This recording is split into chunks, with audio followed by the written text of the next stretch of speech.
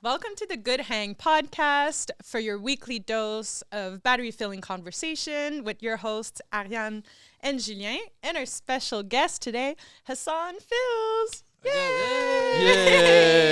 Yay! What's up, Hassan? Yay! I'm good. Thank you. Yeah, nice to meet you.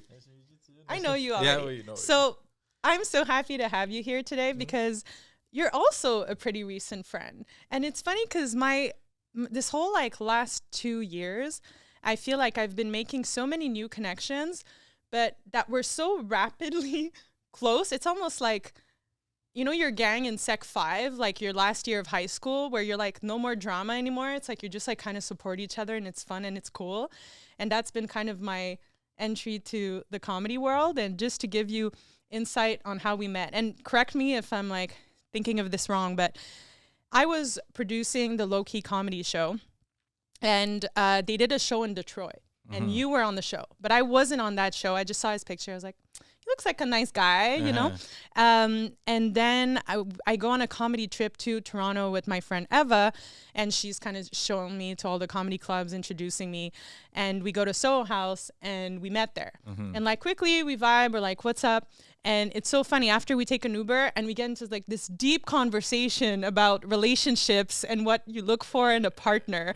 And it was so funny because it was like, I think the other person was in the car. I don't remember. It was like super quiet. You weren't alone.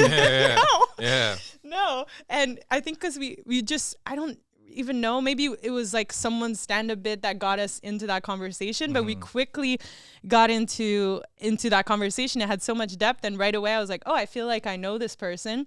And then we ended up hanging out in Vancouver, I told him, come to the festival, just come hang out, it'll be fun. In Montreal. Montreal, introduced him to a bunch of people, and now I feel like we go way back, even if initially it was just kind of like, oh, a comic, you know, but we just bonded right away. And I feel really How privileged. long have you been a Go ahead. comic for?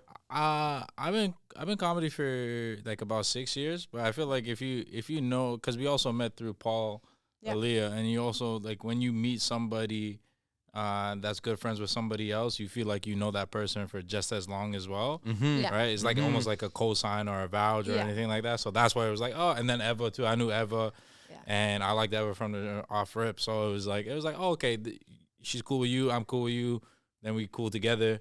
And that's how it kind of worked, like Kumbaya, just quick styles, Absolutely. And are you someone who usually like opens up quick? Because then I get from you, it's like sometimes yes, sometimes no. Like sometimes you'll tell people you're not even your real name, like yeah, because I don't like to like too much information sometimes off the rip is like, but I don't know, you kind of read the vibe, but also you got to catch me on a certain day, because sometimes I feel like playing like method acting. I feel like it could be anybody I want to be, so sometimes I even go to like comedy clubs and I'll hang out with other comics, or I'll be in like the green room area where everybody's hanging out, and I still don't tell people I'm a comic at all. So do you have different personas for different sets?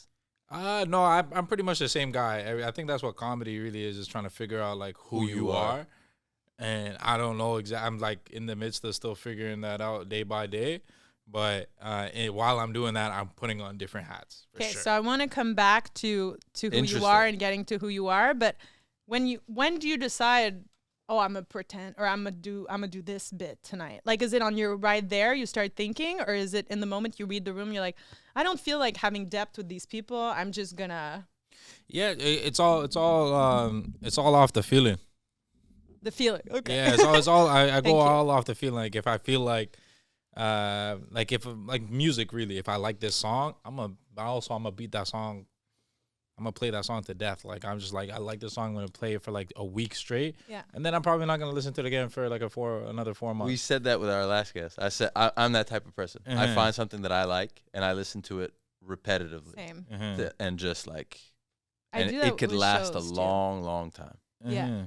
But also I do look forward to like falling in love with it again. You know, after I left it for a while. But also I do that. I don't really have personas or split personalities, but I like being I like being multifaceted. Yeah. I'm just not. I like characters though, for sure. I want to be like, just trying to have as much fun. Where did you grow up? I grew up in Toronto, Scarborough specifically, but like borderline Scarborough, Toronto, East York. Yeah. So, now you're a comedian. I know that in high school or, you were really into basketball, you were really into sport. And now you talk about like finding who you are in comedy is like really important.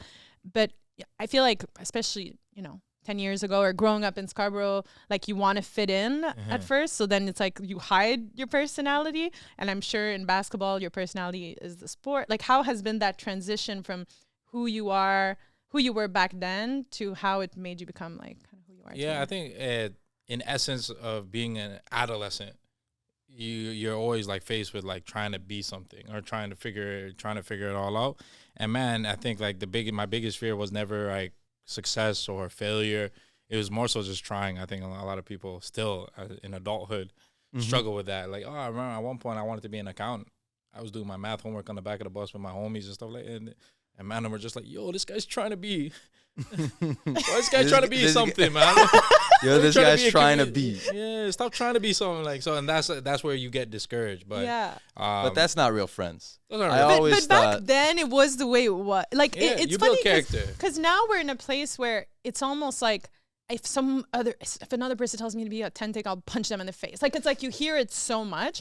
But back then, no one was telling you that. Well, it's funny because in the last podcast he was talking about how his parents told him to express himself versus like I feel like my parents were almost like try to be more like them. Like it was almost like try to fit in. Like I don't remember them being, oh, you're a little goofy. Be more of that. Like I feel like it was more like try to almost mask yourself and become like everybody else. And you were saying, I was listening to something this week and he was saying like how so like back then it was like, oh, you get a haircut and it's like you're ugly and then they'd punch you in the head. Like now you think about that and it's like that's crazy, but it's kind of what it was like. Yeah. So I mean, I come from a place where you get a clean cut and they still slap you in the back of your head. Be like, yo, that's a fresh cut, man. You gotta guard it, man. But yeah, no, it's literally trial and error. Do you apply stuff from basketball to comedy, or are they two separate worlds? No, very similar. I think like even from like from a mentality standpoint or like or regimen. Like I used to think about, especially when I was first getting started, I used to think of like open mics as open mics were like practice. It's like open mics were like literally, yeah, just going to the open gym runs at the YMCA and hooping with your boys, and then showcases and like bigger shows were like games. But I think like games in basketball aren't as hard as like or as challenging as practice. Because if you're like on a serious team and you guys are gunning for a championship, you're practicing with the same guys who know your plays, your moves, and you're practicing for 2 hours indefinitely, and then weight training and all of that. So the game is like once you get to a showcase or a game, these people don't know who you are. You're about to just give them all you got. And I think like the weight room, I hate the weight room. Like when I was I hated the weight room, but it made me that much more of a better player. I was able to dunk and touch the rim. I was able to throw my weight around, and that's the equivalent to writing. Like no one it's like no one wants to like really sit down and write or read. Sometimes it's tough, it's challenging. But once you get through that part, then boom, you're like now you're exceeding your expectations and others. What I found hard. So I used to play basketball too. What I found, so basketball versus music for me, is that in music or in basketball, there's a clear cut beginning, middle, and end, and in music. Yeah, there's a beginning, a middle, and an end to a show, but it's like it's up to you to be the player and the coach. And you're kind of, like in basketball, you want to compete and crush your opponent, but in music, it's like you're competing against yourself. I had trouble separating those two aspects because it's like, I learned that, to win, it's like it's binary. You win or you lose. But in music, if it's easy to not have those anchor points. I got lost for a while. Yeah, it sounds like you can get lost, especially if you're thinking like from a competitive standpoint. I think maybe by my second year of university, I really wasn't like competing against the guys on the other team or competing against the guys on my team. I was just trying to like compete with myself, trying to get myself better because it's the experience. That's what I realized I was playing for. I wasn't playing for like the status of being like a Division I athlete or having the highlights for like to show my friends. Literally, I cared about myself and myself alone. I was a team player, mind you. I liked winning, and I like the joy of that, the camaraderie in it. But I'm like, I need to like figure out when I like even when now that I'm done playing ball, it wasn't because the game was done with me. I decided I was finished, and I was like, okay, cool. Interesting. This is my new regimen that I'm on. But it's a matter of just like, yeah, man, creating for self. Like even like whether it be shooting the basketball, missing, making the shot, but you just get the rebound again. Same with comedy. You go up, you bomb, you go up again, you kill. Yeah. You know, and then you won't know unless you go up again. You just gotta shoot it again, man. Get that shit, man. And is it a different kind of like fear? Because you were saying from trying. So this guy's trying. So when when you're playing basketball and you're putting yourself out there, but you're like, it's your skills is not like yourself, like in a way, like versus comedy is almost like, this is who I am. Do you guys like it? Like, do you find it's a different kind of fear, or do you still think it's similar? It's the same. Like, you know, really? I think like young guys will figure this out. Like when you're playing on a team and you're just like, you want to do things to like maybe impress the coach to make it look like you're like a good player or something. Like you're scared to do the saucy stuff that you do at the park, like put it through your legs and behind your back and through a man's legs or something like that. But those are the things that kind of make you that player. You know, so sometimes when you go on stage, you could probably just be like, okay, maybe I'm just going to set up a punchline. I'm not going to do an accent. You know, I'm going to be very fundamental, like Bob Cousy, like the old basketball player, just dribbling with one hand, very fundamental, you know. But nobody wants to pay no one pays good money to watch that type beat. People want to watch you shake and bake and sauce it up. And so that's exactly like how I see it with, again, correlating with basketball. And stand-up is like, yeah, man, people want to see you be yourself and be fluid and be loose, not under the flipping guard, under the coaching. Playing under what the coach is trying to tell you to do. Did you ever have you ever scored in your own basket? No, I wasn't that bad. I wasn't. I've done some embarrassing things. What's the most embarrassing thing you've done on a court? I've blown like open layups, just wide open, and I was like, oh shoot, and then I try to go back up and I miss dunks. Like wide open dunk where it should have just been, just shoot the point and then just fall on my ass. But I was also like, I was also an entertainer when I was hooping. Like I remember, I would listen to like, you know when you listen to pump up music to get yourself going. I used to like listen to like just trap music, like freaking like Meek Mills. It made me feel like I was a killer. I go into the game, I'm like, yo, I have to drop 40. I just listened to this whole album for 3 days straight. And then I go in, I play like shit. Yeah, the pressure. I play like shit. But then one day I was listening to High School Musical soundtrack. Well, before the game I was booling. Okay. Soaring, flying.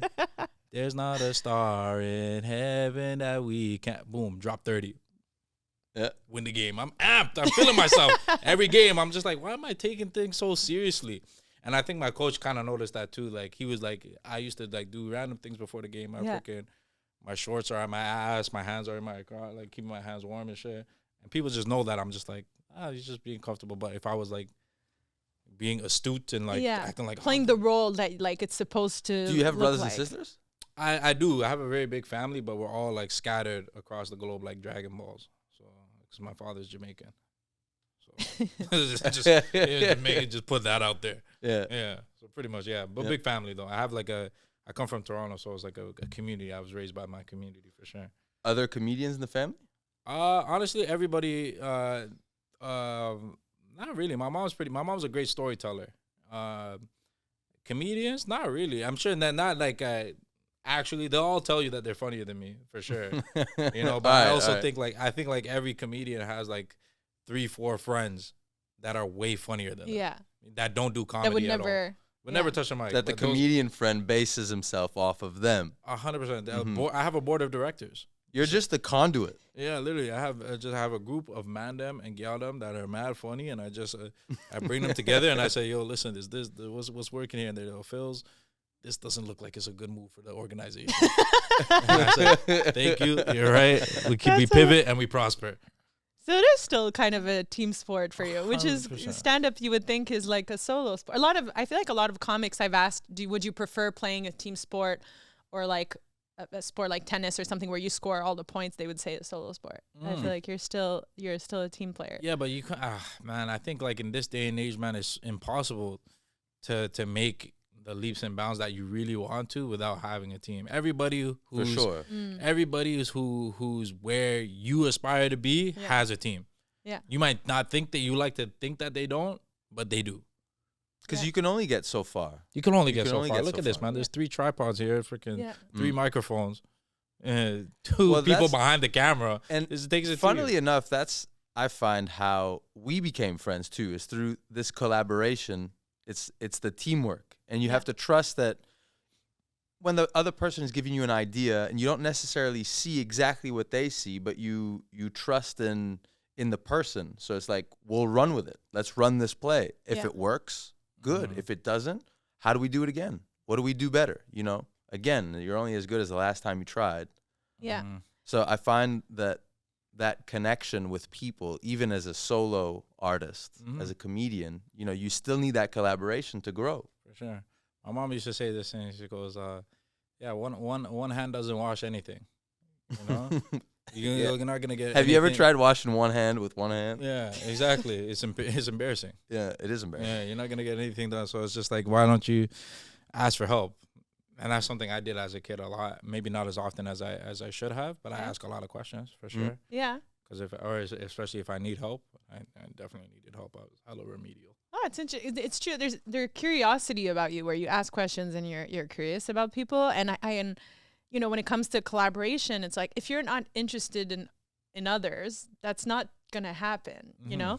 And I do feel like before I was very like impulsive in my ideas, like almost like I feared that if I didn't do it now, I wouldn't like this idea later. Versus now I kind of trust, like I have millions of ideas in my drive. Like this podcast, like I wrote the description of what it was like 5 years ago. And then I put it in my back pocket and then I live my life. And then one day I meet a person who it just aligns so perfectly. Like we had a conversation about podcasts. I bring you this idea and it resonates with you in a way that you're like, no, I can identify to this idea. And then Steve, of course, with his studio, we were talking about it this same month. And I was just like, oh, all of this makes perfect sense versus 5 years ago when I had it, it didn't make sense. Just like 5 years ago when I thought about working in comedy, I didn't, you know. Did you even think about comedy 5 years ago? No, I listened to like Howard Stern and I liked hearing comedians, which is also a part that's interesting about podcasting because I feel like stand-up makes me fall in love with stand-up, but interviews with comedians is what makes me really feel connected and bonded and care for the actual craft itself. But no, it's like I wouldn't admit, because in Montreal I didn't really know, especially in English, that this job existed. I wouldn't even dare to say it out loud until one day a friend of mine who's an actor, Amo Jeu de l'amour, shout out, from Ted Lasso, he was the first person that I said out loud, I want to work in comedy. And he's like, come to LA right away. And within like 3 months, you know, it happened. But even if it's, I think it was in there. It was always something that I was interested in. And then once I was in that world, the connections just started happening so smoothly. But even now, like from producing at the Comedy Store to working with Just for, like, I never knew a year ago that I would be working with Just for Laughs, but then I kept meeting everybody and you don't know what the thing is going to be, but the puzzle pieces just start to make sense and you're kind of building the team for everything that you're going to want to do in your life. And it's so exciting because I remember a time when I didn't have the people around me that if I would say an idea, they would be like, that's awesome, let's do it. But the more you start going, I think, in the right direction, you're honest with what you want to do, those people are like right there ready to fight with you, you know? Yeah, it's a matter of just, you know, drop dots and connect them as you go or like whenever or eventually. Yeah. But that's interesting. Yeah, it's like dropping dots. And you know that whether it makes sense right now or not is not the point. It's like the more you drop them, at some point you're going to connect it all. And you're like, oh. Because there's people, I mean, there's guys like that, a lot of people that I know, they're very calculated, completely different than I am. Yeah. But they'll take time. They won't ever. They'll before they drop a dot, they're probably taking 10 days. By the time they make that one decision, I've already dropped 30 dots. Yeah. Dots all over the place. Yeah, but there is something to be said in dropping too many. Oh, yeah. You don't want to be freaking loose with your dots, man. You need But to keep your dots in check, man.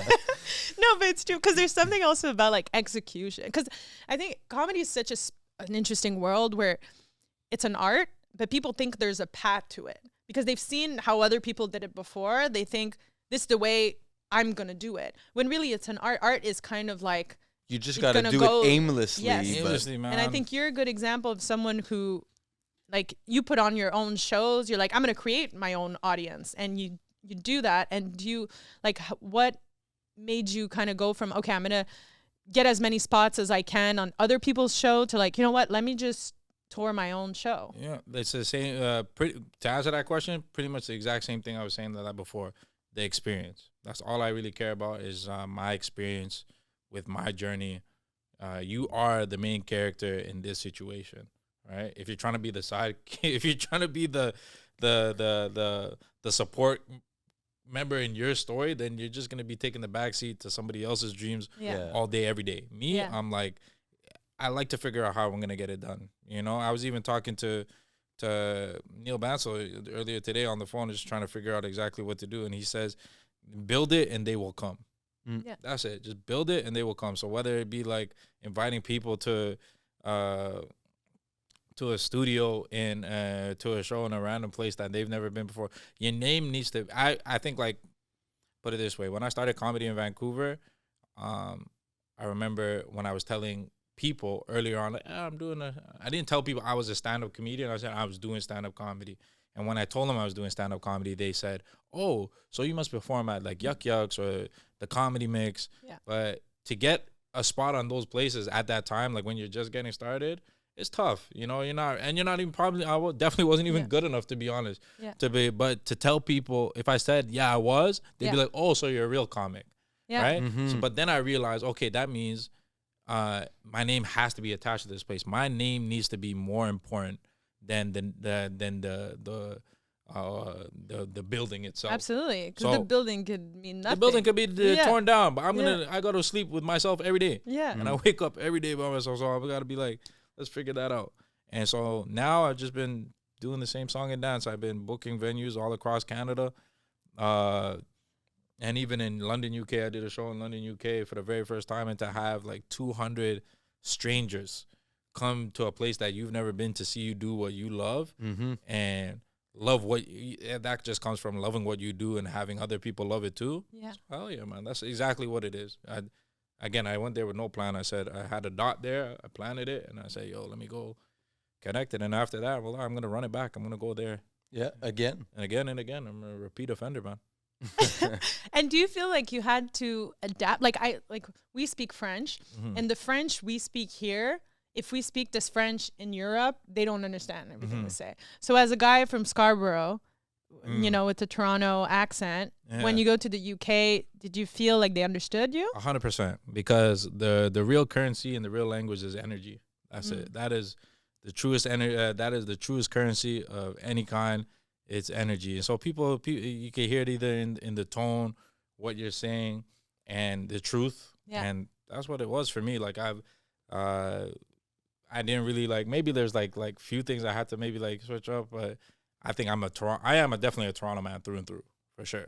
Yeah. I sound like one. Yeah. But I'm not like I'm not like yo, what are you guys dealing with, Crony? Like, you know, those guys aren't even from the ones that are doing that gimmicky shit. They live in like Vaughan, Richmond Hill, Uxbridge, random places. They can't even vote for the mayor.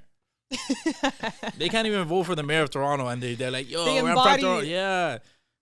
How long you been living in Montreal for? He does. Oh no, I live in Toronto now. Oh, okay. I come here. He has a show tomorrow night. That's what he Okay, said. so you're in town for the show. Yeah, we caught him. Mm-hmm. Okay, so I have. Is he go ahead. I won't be at the kickback, but I'll be at another show. No, Yeah. he's not. That next time. Next time, yes, for sure. Next time, for sure. Check out the kickback, man. Booming show in Montreal. Go check it out. Shout out Eva. So okay, I have a bit of a silly question, but since you're both artists, sorry, and you were playing basketball and YouTube before. Okay, so you posted a clip about Riz like today or yesterday, and I thought it was really funny. And I'm wondering, in terms of like what attracts women?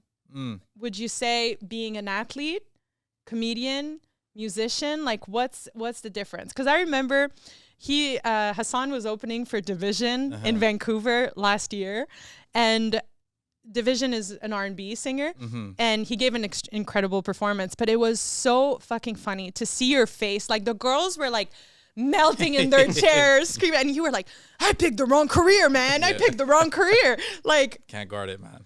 You cannot guard it. Yeah. So basically, this guy Division. Yeah. I was doing stand-up comedy, and people were just like, "Yeah, all right, man, do your dance." As man. a supporting act. As a supporting act, which was it was really cool, and cool. people really were into it. Yeah. I've actually gotten a lot of people to come to shows in like other cities. I opened for him in like Winnipeg, Calgary, and Edmonton after the Vancouver show, and then people were coming from seeing me opening for Division. So they're like, "Oh, that was refreshing." Yeah. But yeah, man, R&B will never have the same effect on women or comedy can never have the same effect on women as R&B music. There's no joke. I was watching.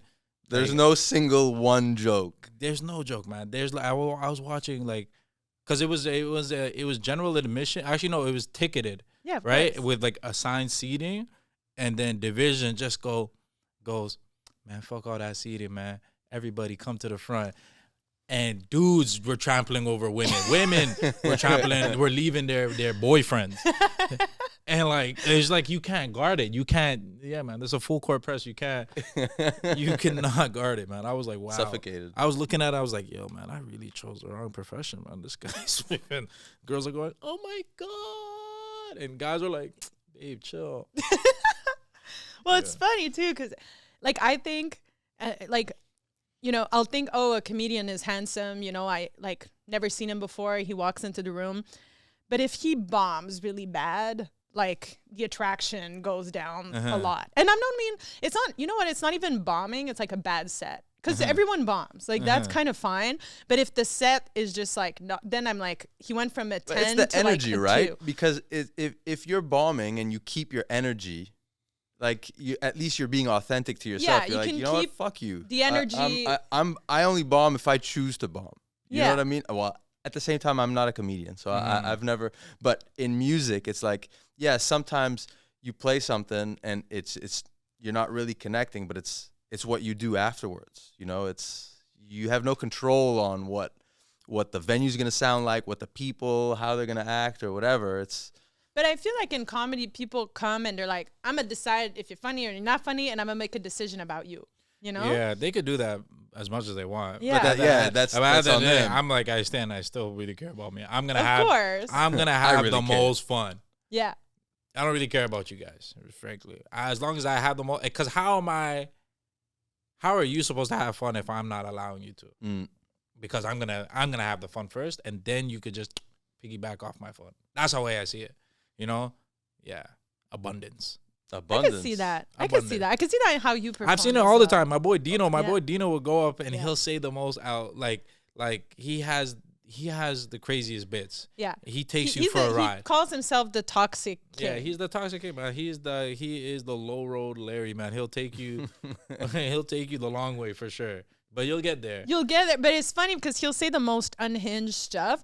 But that's what I'm saying. Then I'll be like, oh, there's a thought process. Like you know how like when you're a kid, they make you those moral tests of like, is it better if a train kills 3 people or if there's 7? So he kind of goes there where you're like, oh my God, this is awful. Yeah. But he thought about it and he knows where he's going. And you won't agree with him, but you're able to understand how he got there. And I think, that to me, whether the crowd's into it or not, it's magic that he's doing. So.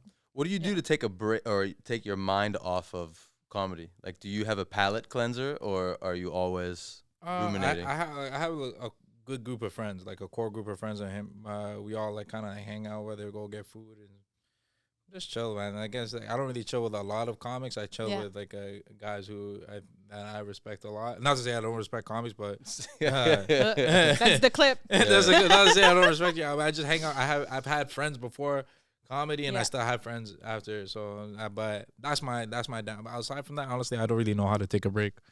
I go hard, man. Yeah. Only because I've seen like guys, like I know I know comics, they said they've been doing comedy for 13 years, but in reality, they told me, like, I've only been going hard for, like, about 7 of those 13 years. And whereas me, I've been, like, six on, full, flooring. That's awesome. So, yeah. Good. So to wrap this up, what's something that you want to attract in the next year? Oh, man, just continue to go where you're celebrated and not where you're tolerated. That's, like, one of my friends said that to me almost, like, 6 years ago. I heard that before I started comedy. And since then, I've just been putting that same energy out into shows, my presence, and wherever you be, like, man, with family, man, being present with the people that you love, but also, you know, be celebrated there. But also, when you're going to places where you're tolerated, just be the best version of yourself, so you don't have to, like, keep your same level of energy. Yeah, Don't like dim your light, you know? Exactly. So don't, say that again. Go where you're celebrated, not where you're tolerated. I love that. That was a great hang. Yeah. Thank you so much. Thank you very much. My Yeah, pleasure. nice Thank to you meet guys you. for having Nice me. to meet you. Thank you. Yes. Thank you. Oh, yeah. Bravo.